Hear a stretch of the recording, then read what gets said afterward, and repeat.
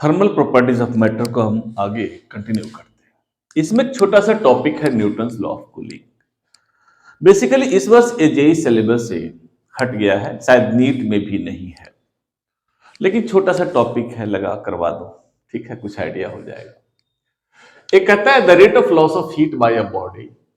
कोई बॉडी किस रेट से हीट लूज करता है। सपोज ए बॉडी जो है, कोई बॉडी है, initial temperature theta 1 suppose 80 degree C पे है। After time T a temperature theta 1 to theta 2 fall करता है, सपोज 60 डिग्री सी पे। 50 डिग्री हो सकता है, 40 डिग्री हो सकता है, 10 डिग्री हो सकता है। तो कहता है किस रेट से ये फॉल करेगा, डिपेंड करेगा मीन टेम्परेचर पे, theta M that is theta 1 plus theta 2 divided by 2, और टेम्परेचर ऑफ सराउंडिंग पे, this is your theta S is the temperature of surrounding, right. जैसे सपोज एक कप में वाटर लेते हैं, हॉट वाटर या चाय लेते हैं, या हॉट वाटर लीजिए, एक कप में है, राइट। अगर विंटर का समय है तो पानी जल्दी ठंडा हो जाएगा, अगर समर का टाइम है तो पानी देर से ठंडा होगा। मीन्स अगर सराउंडिंग का टेम्परेचर चेंज कर रहा है तो rate of loss of heat change करेगा। तो कहता है rate of loss of heat, rate of loss of heat that is Q by T is directly proportional to theta m minus theta s। एक law है, Newton ने दिया था इसे। Theta m is the mean temperature and theta s is the temperature of surrounding. Proportionality हटाएंगे तो कोई constant आएगा, that is equal to a into theta m minus theta s, where a is constant.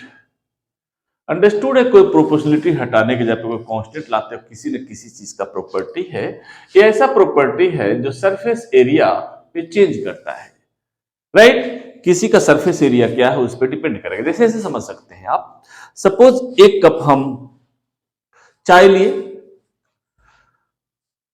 अगर cup में है तो ठंडा होने में देर लगेगा, लेकिन उसी चाय को अगर प्लेट में डाल देते हैं तो जल्दी ठंडा हो जाएगा। इस एरिया बढ़ा देने से गेटिंग इट, तो जो rate of loss of heat है वो बढ़ जाएगा।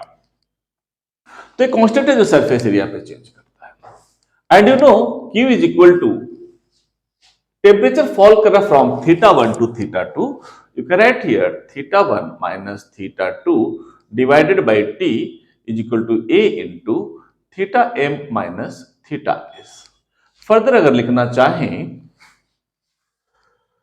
तो इसको लिख सकते हैं आप, sorry, Q is equal to axis और, पूरा नहीं लिखे, M S theta 1 minus theta 2 rate of loss of heat है, that is, and implies you can write here theta 1 minus theta 2 divided by T is equal to A upon m into S into theta m minus theta s. Mass is constant, specific is the property of material, that is constant, A is the area constant। इसको एक another constant मान सकते हैं, theta 1 minus theta 2 by T, that is equal to K into theta M minus theta S. ये equation हो गया, and this is the rate of cooling. यही है रेट ऑफ कूलिंग। एक छोटा सा है, इसमें एक छोटा सा क्वेश्चन कर लेते हैं। The temperature of a body, the temperature of a body falls from 80 degree C to 70 degree C in 6 minutes. How much time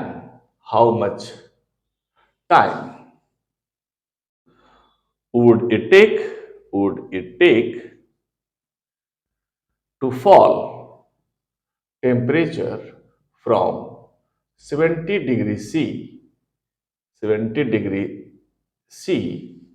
to 60 degree C। एक कहता है कोई बॉडी का टेम्परेचर है वो 80 टू 70 डिग्री सी फॉल करता है 6 minutes में। तो same interval 10 degree C, 60 degree C to 70 degree C to 60 degree C तक फॉल करने में कितना समय लगेगा। आप निकाल सकते हैं यहीं से।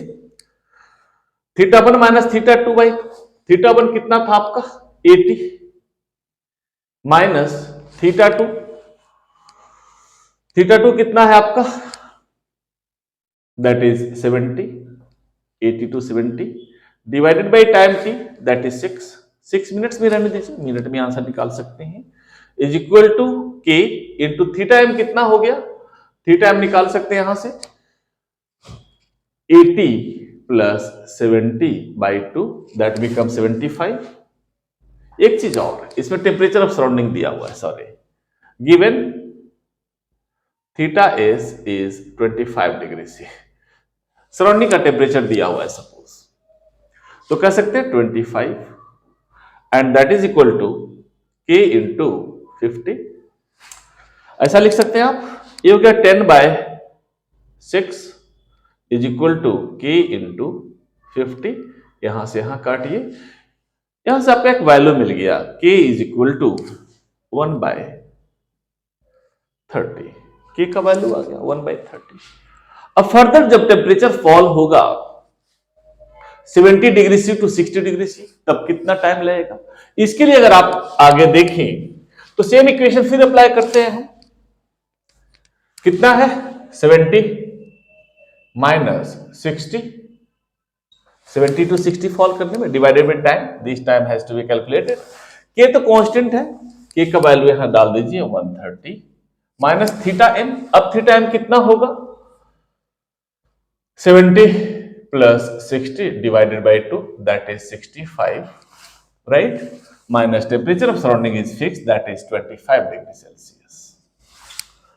इसे करते हैं तो again will get 10 by T is equal to 1 upon 30 into A कितना होगा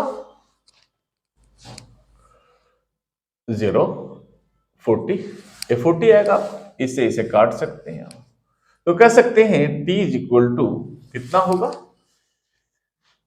2 times this is 5 times that is 15 by 2 that is 7.5 minute. पहले लग रहा था 6 मिनट लग रहा था, 6 मिनट्स लग रहे थे, अब लगेंगे 7.5 minutes. Miss rate of loss of heat है, घड़ी घटना वो चेंज करता है टाइम टू टाइम, ऐसा नहीं कि यूनिफॉर्म रेट से पहले 6 मिनट्स लगा तो बाद में 6 मिनट्स लगेगा, ऐसा नहीं।